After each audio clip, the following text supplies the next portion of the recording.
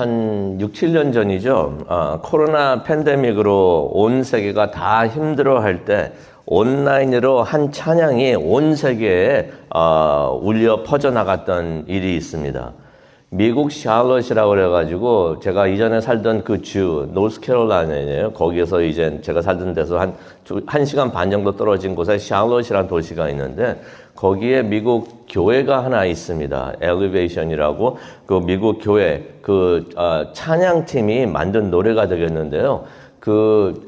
찬양의 제목이 The Blessing이었던 것이에요. 축복이었던 것입니다.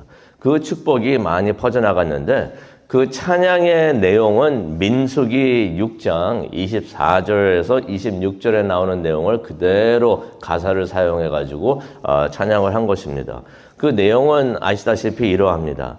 여호와는 내게 복을 주시고 너를 지키시기를 원하며 여호와는 그의 얼굴을 내게 비추사 은혜 베푸시기를 원하며 여호와는 그 얼굴을 내게 향하여 드사 평강 주시기를 원하노라. 사람들이 많이 팬데믹으로 코로나 때문에 많이 힘들어할 때 하나님께서 너를 기뻐 받으시고 너를 축복하신다. 너에게 얼굴에 빛을 비추사 너에게 복 주시기를 원한다라는 말씀의 찬양이 나오니까 얼마나 그게 은혜가 되었는지 모릅니다. 그래서 이 찬양이 한국에도 많이 퍼져나가고 그랬는데요.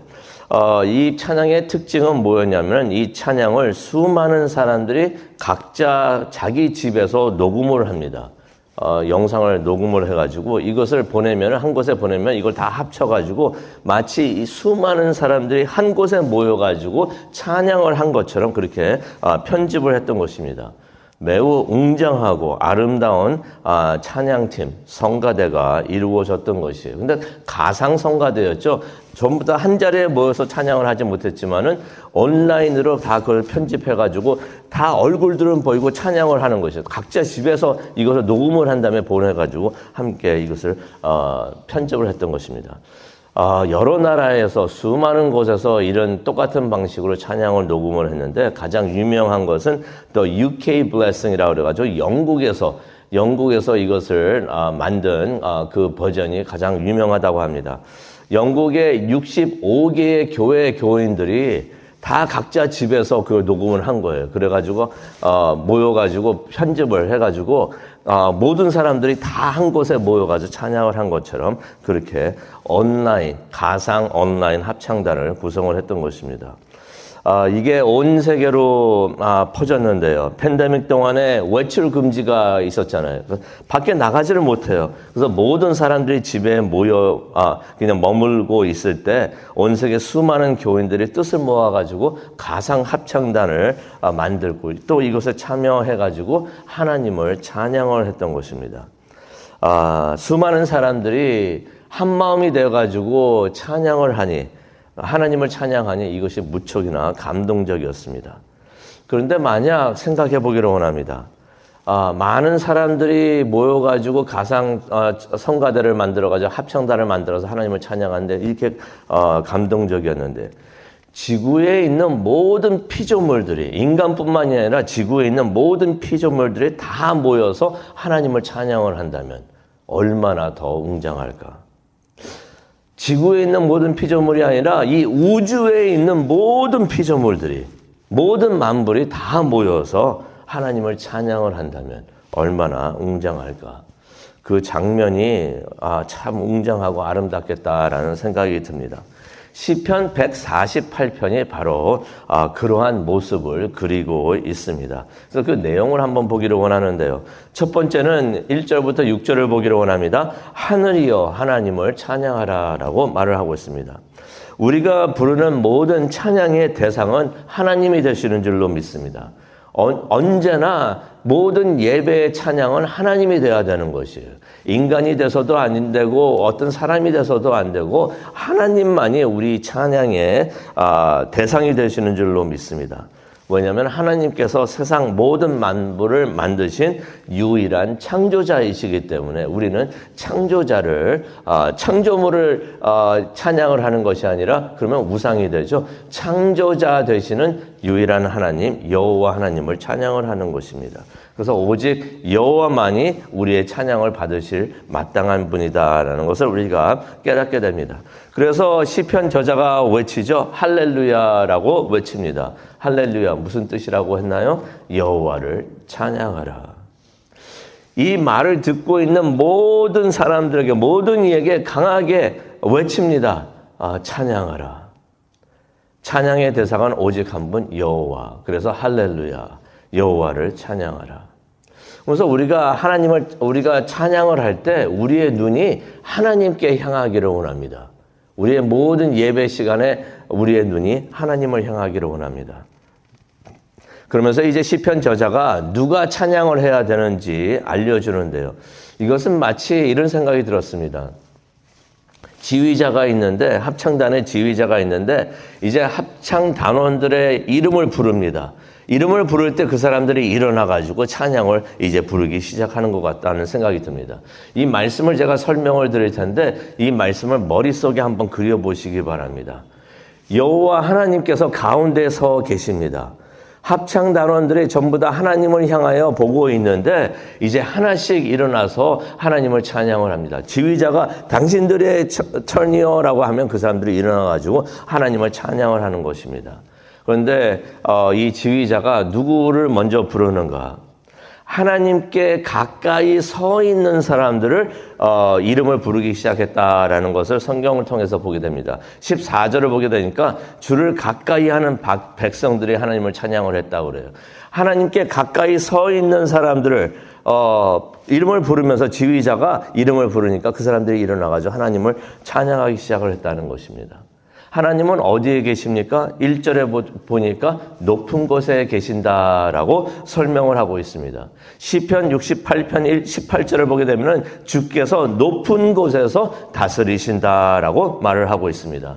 그래서 하나님께서 높은 곳에 계시는데 그 높은 곳에 있는 자들부터 하나님께 가까이 있는 자들부터 찬양을 부르기 시작하는 것을 우리가 보게 됩니다. 하나님이 높은 곳에 계시는데 높은 곳에 누가 또 있을까요? 2절을 보니까 이런 말씀이 있죠. 주의 모든 천사들아 주님을 찬양할지어다. 하나님이 높은 곳에 계시는데 그 높은 곳에 있는 하나님의 보좌를 지키고 있는 천사들이 있는 것입니다. 천사들이 가장 가까이에 있어요. 그래서 천사들을 먼저 말을 하는 것입니다. 지휘자의 말이 천사들아 찬양을 시작하여라. 그 다음에 2절에 보니까 모든 군대여 하나님을 찬양하라 라고 말하고 있습니다. 모든 군대가 다음 순서였던 것입니다. 여기서 말하는 군대는 누구를 의미를 하냐면 하나님의 보좌를 둘러싼 천사들의 군대를 말을 하고 있는 것입니다. 그 다음은 누구일까요? 천사들아 하니까 천사들이 일어나서 하나님을 찬양을 했는데 그 다음은 누구일까요? 3절을 보시기를 바랍니다. 3절을 보니까 해와 달과 밝은 별들아 여호와를 찬양하라. 여기서 밝은 별은 새벽에 밝게 빛나고 있는 별들을 말하는 것입니다. 이들 모두 하나님이 지으신 피조물이었던 것이에요. 해와 달과 별들도 근데 우리가 생각을 해봅니다. 해도 하나님을 찬양하나? 달도 하나님을 찬양하나? 별들도 하나님을 찬양하나? 라고 생각을 할 수가 있는데 하나님이 지으신 모든 피조물들이 다 창조자이신 여호와 하나님을 찬양을 한다는 것입니다. 이것은 비유법이 아니에요. 그들이 진짜로 하나님을 찬양을 한다는 것입니다. 4절을 봅니다. 하늘의 하늘도 주를 찬양하여라. 위서부터 좀 계속 내려오고 있는데요. 하늘의 하늘도 주를 찬양하라. 하늘의 하늘이라는 것은 가장 높은 하늘을 의미를 하는 것입니다. 하나님이 가장 높은 곳에 계시니 하늘 중에서도 하늘의 하늘, 가장 높은 하늘아 하나님을 찬양하라 라고 말을 하는 것입니다. 가장 높은 하늘에서 잠깐 내려옵니다. 내려오니까 무엇이 있을까요? 높은 하늘에 떠 있는 구름이 보입니다. 그래서 4절에 그런 말을 하죠. 하늘 위에 있는 물들도 주를 찬양할지어다. 하늘 위에 있는 물들이라는 것이 뭘 말할까요? 하늘 위에 있는 물, 구름을 말하고 있는 것입니다. 구름들아 하나님을 찬양할지어다. 해와 달과 별들, 하늘, 구름이 하나님을 찬양해야 되는 이유는 무엇인가? 5절에 나옵니다. 그들이 하나님의 명령으로 창조되었기 때문이다. 창조됨을 받은 모든 것들이 다 하나님을 찬양을 하는 것입니다. 모든 창조된 자들, 피조물들이 다 하나님을 찬양을 한다는 것입니다. 근데 이 말을 다시 우리가 돌려서 생각을 해본다면 모든 피조물들은 하나님을 찬양하기 위해서 창조되었구나 하는 것을 깨닫게 됩니다. 이들이 세상에 존재하는 이유가 있습니다. 해가 있는 이유가 있고 달이 있는 이유가 있고 별들이 있는 이유가 있지만은 그 많은 이유 중에 가장 중요한 이유는 하나님을 창조하기 위해서 창조가 되었다는 것이에요. 그러면서 그들이 창조된 모든 일들을 이룬다는 것입니다. 그런데 이것을 가만히 우리가 지금까지 봤지만은 이게 순서가 있는 것 같아요. 어떤 순서로 이게 지금 성경이 말하고 있는가? 천지창조가 된 그 순서대로 지금 이들이 일어나서 찬양을 하는 것을 보게 됩니다. 그래서 그 순서는 창세기 1장을 참고를 하시면 좋을 것 같습니다. 이제 7절과 12절을 보기를 원하는데요. 땅이여 하나님을 찬양하라 라고 말을 하고 있습니다. 이제 시편 저자가 지휘자가 되는데 이제 땅을 향해서 찬양하라고 합니다. 그래서 7절을 보면은 원본에는 이렇게 써 있습니다. 땅에서도 찬양하라. 하늘에서 하나님을 찬양했는데 이제 땅에서도 하나님을 찬양하라 라고 말을 하고 있습니다. 땅에는 무엇이 있을까요? 땅에 무엇이 있을까요? 7절을 보게 되니까 바다의 용들이라 라고 말하고 있습니다. 바다의 용들, 그 원본에 있는, 성경 원본에 있는 말씀을 보게 되면은 어떤 의미가 있냐면은 깊은 바다에 있는 피조물을 말하고 있는 것이에요. 지금도 과학자들이 바다 깊은 곳에는 어떤 피조물들, 어떤 것들이 살고 있는지 알지 못한다고 합니다. 너무 깊어가지고 들어가 볼 수가 없는 것이에요. 근데 가끔 가다가 깊은 바다 속에 있는 것들이 나와가지고 잡힐 때가 어부들에게 잡힐 때가 있어요. 근데 그 잡힌 것들을 보게 되면 진짜 괴물들 같이 생긴 것들이 많아요. 희한하게 생긴 것들이 굉장히 많습니다. 마치 괴물같이 생긴 것이에요. 그것을 성경에서는 바다의 용들이라고 표현을 하고 있는 것입니다. 8절을 보게 되니까 불과 우박과 눈과 안개와 광풍아 하나님을 찬양하라라고 말을 하고 있는 것입니다. 날씨의 모든 요소들이 하나님을 찬양하기 시작을 했다는 것이에요. 이들이 다 하나님의 말씀을 따라서 따르고 있는 것을 우리가 보게 됩니다. 예수님도 그러셨죠. 예수님께서 사역을 하셨을 때 광풍을 만납니다. 그때 말씀하심으로 광풍을 다스렸던 것을 우리가 보게 되는데 눈과 우박과 폭풍 어느 것 하나 우연히 이루어지는 것이 하나도 없구나 하는 것을 깨닫게 됩니다. 모두 다 하나님의 뜻, 하나님의 말씀으로 운행되고 있는 것을 우리가 여기서 깨닫게 됩니다. 이제 하늘에서 내려오면은 무엇이 있을까요? 우리가 바다도 봤는데 산과 나무들이 있습니다. 그래서 9절을 보면은 이런 말씀이 있습니다. 산들과 언덕들과 과일나무, 과수라고 그러죠. 과일나무와 백향목들아 하나님을 찬양하라. 10절을 보게 되니까 모든 들짐승들과 가축들, 새들아 주를 찬양하라. 이들도 다 하나님께서 지으셨기 때문에 이들이 하나님을 찬양을 하는 것을 보게 됩니다. 지휘자가 하늘의 하늘과 바다에 있는 것들아, 산에 있는 것들아, 짐승들아 다 이름을 부르면서 찬양하라 하니까 이 사람들이 다 일어나가지고 이것들이 다 일어나가지고 하나님을 찬양하는 것이에요. 이제 생각해 보기를 원합니다. 마지막으로 누가 남았습니까? 하늘도 나왔고 공중에 있는 새, 바다, 다 동물들 다 나왔어요. 이제 천지 창조할 때 마지막으로 누가 남았습니까? 마지막으로 남은 게 천지 창조 마지막 날 지어진 것이죠. 누구인가요? 인간들인 것입니다. 그래서 11절을 보게 되면 세상의 모든 왕들아, 백성들아, 왕들과 백성들을 다 합치니까 이게 무엇을 의미합니까? 사람들을 말하는 거죠. 세상에 있는 모든 사람들. 더 자세히 말하면 12절입니다. 남자와 여자와 노인과 아이들 모두 다. 이들이 모두 하나님께서 지으셨기 때문에 이들이 전부 다 일어나서 이제 하나님을 찬양을 하는 것을 우리가 보게 됩니다. 천지 창조의 정점은 하나님께서 인간을 만드신 것이에요. 인간을 하나님의 형상대로 만들었기 때문에 이것이 가장 위대한 일이 되는 줄로 믿습니다. 그게 창세기 1장 26절에 나오는 말씀이에요. 그러니 인간이 하나님의 형상으로 만들어진 인간이 하나님을 찬양하는 것이 가장 아름답고 가장 중요하고 핵심적인 말이구나 하는 것을 우리가 깨닫게 됩니다. 이제 하나님의 합창대가 다 일어나서 하나님을 찬양을 하는 것을 우리가 보게 됩니다. 13절이죠. 모두 하나님의 이름을 찬양할지어다. 하나님께서는 여호와이십니다. 주님이란 이름으로 우리에게 나타나 주시는데 세상에 많은 이름들이 있지만은 하나님의 우리의 찬양을 받기에 합당한 이름은 오직 하나, 여호와뿐인 줄로 믿습니다. 여호와 우리 주님. 13절에 있는 말씀입니다. 오직 하나님의 위엄만이 모든 하늘과 땅 위에 계신다라고 말을 하고 있습니다. 그런데 성경을 보게 되면요, 아직 불러주기를 기다리는 사람들이 있습니다. 모든 피조물들이 일어나서 하나님을 찬양을 합니다. 그런데 아직도 앉아 있으면서 지휘자가 이름을 불러주기를 기다리는 사람들이 있습니다. 그들이 누구인가요?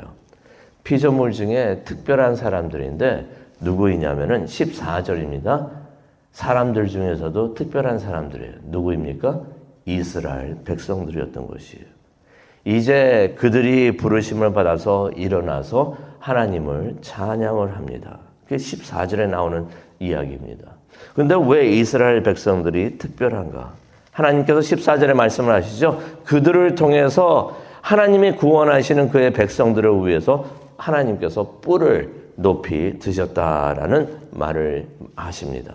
뿔이라는 것은 강함을 의미하고 왕을 의미하는데 누가복음 1장 69절을 보게 되면 그 뿔이 바로 예수 그리스도이신 것을 우리가 보게 됩니다. 하나님께서 이스라엘 백성들 중에서 예수 그리스도를 높이 세우셨다는 것입니다. 우리가 하나님을 찬양을 하는데 말씀을 마칩니다. 우리가 하나님을 찬양을 하는데 우리 시선이 하나님으로부터 시작을 해서 하나님을 찬양하는 모든 피조물들로 우리가 향하고 있는 것을 우리가 보게 됩니다. 그런데 이스라엘, 다시 말해서 영적 이스라엘, 교회의 찬양을 통해서 우리의 시선이 다시 예수님께로 향하는 것을 우리가 보게 됩니다. 예수 그리스도 모든 만물의 창조주가 되어주시고 모든 피조물, 하늘과 땅 위에 계시며 다스리고 계시는 것을 우리가 보게 됩니다. 우리 모두가 일어나서 하나님을 찬양하고 예수님 그리스도를 찬양하는 우리 모두가 되기를 간절히 축원합니다. 기도하시겠습니다.